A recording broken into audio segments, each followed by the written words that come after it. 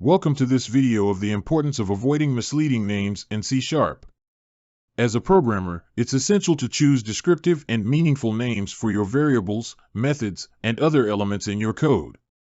Have you ever encountered code that was difficult to understand because of poorly chosen names? It can be frustrating to try to decipher the purpose of a variable or method when it has a misleading or confusing name. This can lead to confusion, errors, and even bugs in your code. On the other hand, by choosing descriptive and meaningful names, you can make your code easier to read and understand. This will help you avoid confusion and errors and make your code more maintainable in the long run. Now let's dive into some tips and best practices for choosing good names in C#.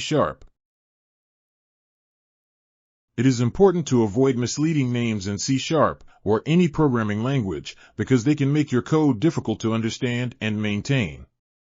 Misleading names can lead to confusion, errors, and bugs in your code.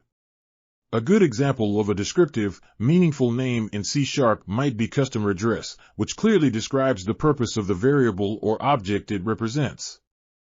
A bad example of a misleading name in C# might be temp, which could refer to a temporary variable, but could also refer to a temperature value.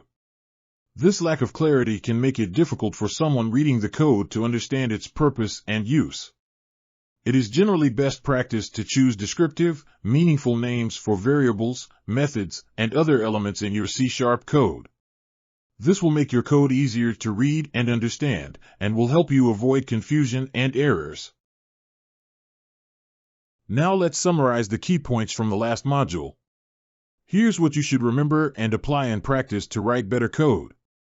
Misleading names in C# or any programming language can make your code difficult to understand and maintain and lead to confusion, errors, and bugs. It is generally best practice to choose descriptive, meaningful names for variables, methods, and other elements in your C# code. This will make your code easier to read and understand and help you avoid confusion and errors.